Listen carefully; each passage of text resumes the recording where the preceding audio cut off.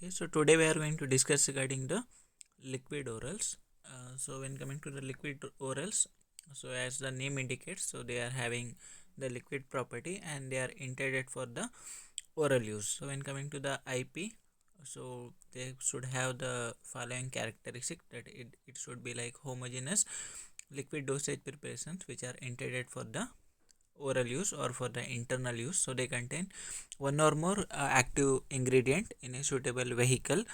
So they may contain the specific antimicrobial preservatives, emulsifying agent, thickening agent, buffering agent, so wetting agent. Along with that, it contains the suitable coloring agent, flavoring agent, and the sweetening agent. So they show rapid and the efficient absorption. So means these are the preparations which are meant for the internal use, and they contains the drug and the other added excipients in the vehicle. So when coming to the classifications, so these liquid orals, so they are categorized into two, that is the main types. One is the monophasic dosage form and one is the biphasic dosage forms. As the name indicate, monophase means they are made up of a single phase, so they contains the drugs and the other excipients completely dissolved in the one phase, so they can be easily, they are going to produce the clear solutions. So examples, it includes the syrups, the solutions, elixirs, mixtures, draught, and the linctures. So when coming to the biphasic dosage form, so as the indicates, so they contain two phases. So like one is the oil phase and the water phase, and one is the solid and the liquid phase. The example is the emulsion and the suspension. So when coming to the monophasic liquid dosage forms, so they are the dosage forms which contains two or more active ingredient along with the other excipients dissolved in it, and they are in one phase system. So means they are going to form the clear, that is the phase or clear solutions. They do not contain any of the visible particulates or separate layers, so hence they are known as the monophasic, so means one phase. So when coming to the advantages, so it has the faster absorption rate when compared to that of the solid dosage form. So when coming to the solid dosage form, so like the tablets or the capsules, so they need time to disintegrate in body, so then they undergo into the solution, so it will take time. So when coming to the monophasic liquid dosage forms, they are already in the solution state, so they can be easily directly absorbed from the in the body. So when it is the homogeneous in nature, so means it is going to form one phase and it do not contain two phases, so hence it is homogeneous in nature. So means all the ingredients and the drugs, they are completely dissolved in the given vehicle, so it is easy to administered by various routes. So like it is meant for various routes, so like the drops, like the nasal drops, ear drops, and eye drops. Okay, so like the solutions, like the washing solutions for the body and also orals, so like your syrups, the elixirs and all, and it is easy to formulate. So like only the mixing up of the ingredient in the vehicle, so it is like the easy method. So in coming to the classifications, so again, like you can classify it for the external use and for the internal use. So when coming to the internal use, so like example is the syrup, the mixture, linctures, and the elixir. So when coming to the external use, so like which is meant for skin, so like the lotions and the liniments, and which is meant for mouth, so like gargles and the throat paint. So means you are not going to swallow them, so just you are going to gargle and throw out. When coming to the gargles and throat paint, you are going to apply on the throat, so which is meant for the nasopharynx, ears and eyes, that is the which is meant for the nose, eyes, and the ears, that is the nasal drop, nasal spray, eye drops, and so on. So when coming to the syrups, as you already know, the syrups, they are the monophasic liquid dosage form, so which are containing the concentrated aqueous solution of sucrose or sugar in water, and it contains either medicaments or without medicaments, and they contain the various flavoring agents. So when coming to the simple syrup, so it contains 66.7% of sucrose in water. So it is 66.7% 7%. So because like if you are going to go above this, so then it will is going to form the crystals, so then it will become like super saturated. So 66.7 is the saturation point. So upon that, if you are going to add more of the sugar, so then it is going to form the saturated or super saturated solution. And if you are going to add less solution, so then it is not going to form the saturated solutions. Then after settling, so it is going to produce the crystals. So it will not going to form the required viscosity and all. So for this, you are going to go with the 66.7%. So when coming to the advantages, so as the syrup, so it contains 66.7% of sugar, so it is going to resist the microbial growth due to the osmotic effect. So like it will be having the so high osmotic pressure, so it is going to resist the microbial growth. So for microbes, so it will be like that is the hypertonic solutions. If they are going to enter, they are going to die due to the osmosis. So hence it is going to resist the microbial growth. As the syrup is partially hydrolyzed in its reducing sugar, it is going to retard the oxidation process. So it do not undergo oxidation, so because it is partially hydrolyzed during the heating and all, so hence it is not going to show any of the oxidation process. So it has optimum patient acceptability and the conveyance. So like due to the sweetening property, so that the bitter taste or the nauseous substances, you are going to mask the taste and the odor. So even you can add the various flavors, so it is having more patient acceptability, so it can be easily accepted by all. It has like good soothing property, so like it is not going to produce any of the harsh effect or during swallowing and all. So it is having good soothing properties. So when coming to the classification, so it is of two types. One is the medicated syrup, or syrup which contains the active medicaments, that is the cough syrups or the bronchodilators, sedatives, antipyretics, anthelmintics, and so on.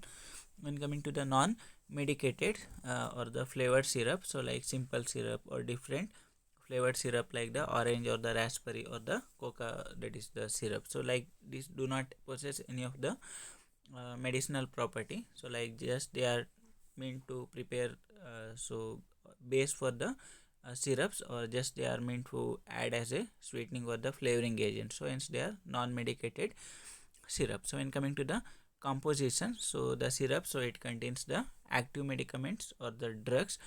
Along with that, so you are going to use the purified water so as a base, and you are going to add the sugars, so that is going to retard the oxidation, and that is going to prevent the microbial growth, as well as that is going to so prevent any of the oxidation.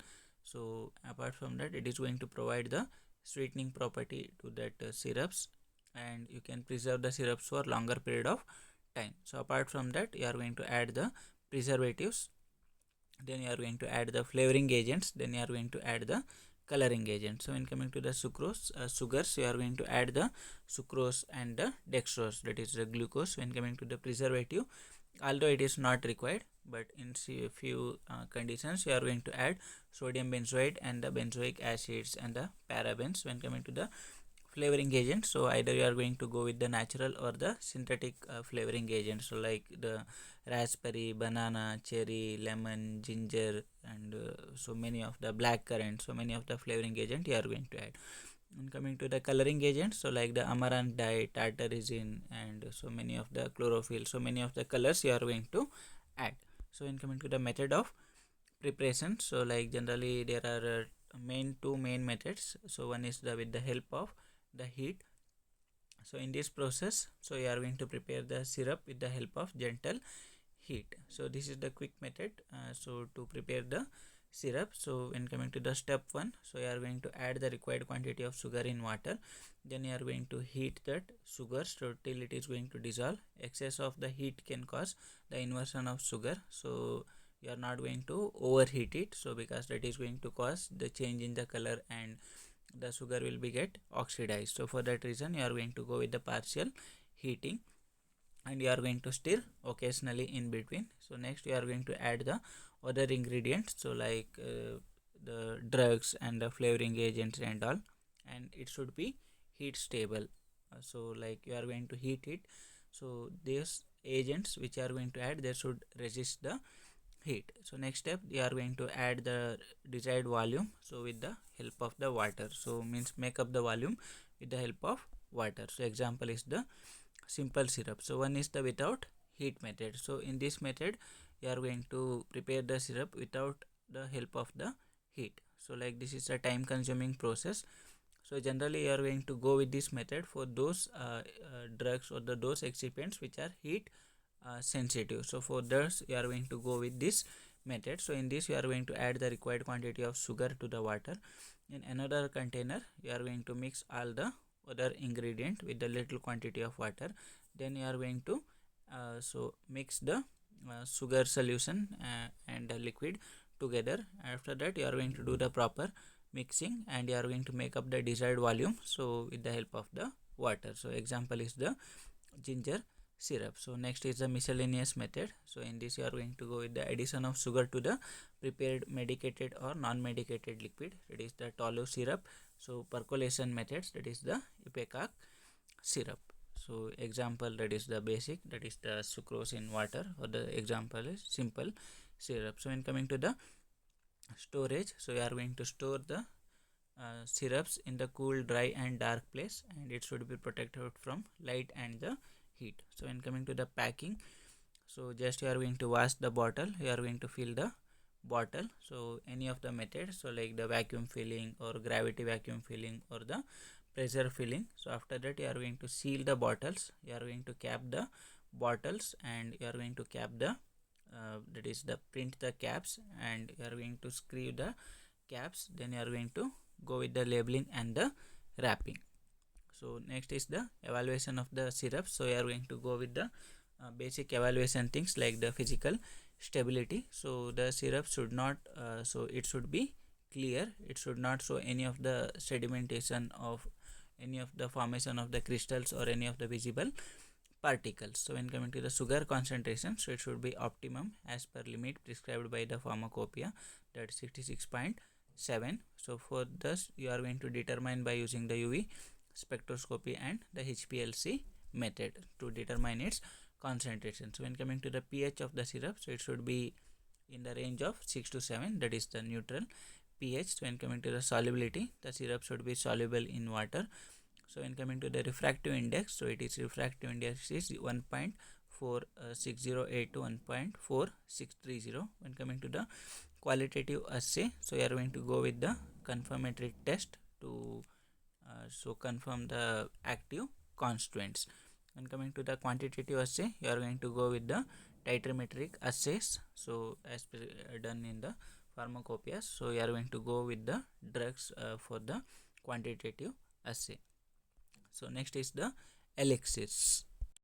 Okay, so when coming to the elixirs, so it is defined as the clear, flavored, sweet and hydroalcoholic preparation. So in coming to the thickness part, so they are less viscous when compared to that of the syrup, and so they may contain less or more concentration of alcohol and less or no sugars.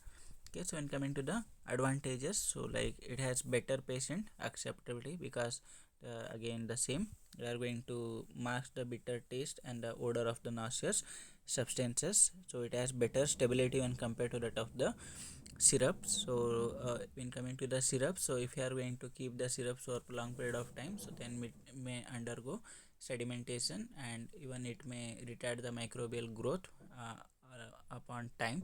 When coming to these elixirs, so they are the alcoholic preparations, so means they contains the water and the alcohol, that is the hydroalcoholic.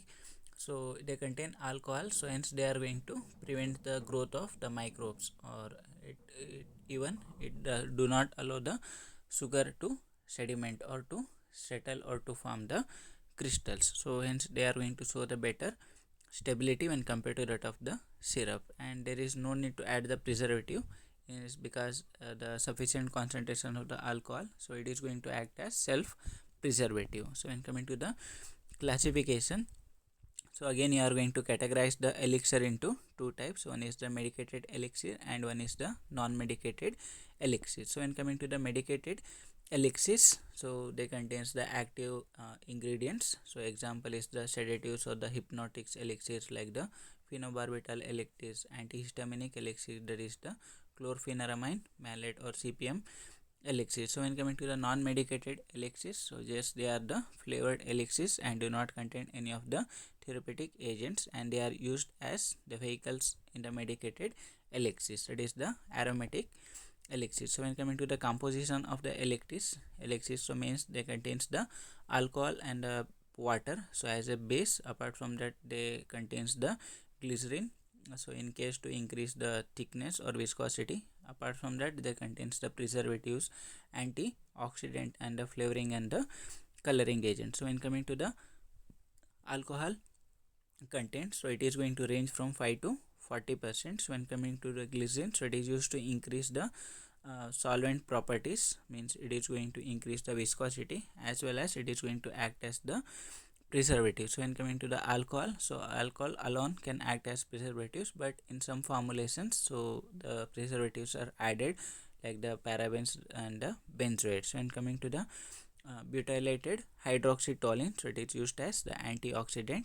So when coming to the simple syrups, sucrose solution, sorbitol, etc., are added to make the elixir sweet. So means you are going to add the sugar to make the elixir sweet. So when coming to the flavoring agents, so you are going to add the various flavoring agents, so either the natural or the synthetic, to prepare the elixir. So when coming to the method of preparation, so just the simple, you are going to add the water soluble ingredient, you are going to dissolve in that is the water, you are going to add the sugar in this phase, then you are going to add the alcohol soluble ingredient in the alcohol, then you are going to add the aqueous solution into the alcoholic solutions with the constant stirring, and you are going to make up the desired value with the vehicles, that is either the alcohol or the water. So when coming to the so examples, so either you can go with the diphenyramine HCl and the alcohol, or the phenobarbital and the alcohol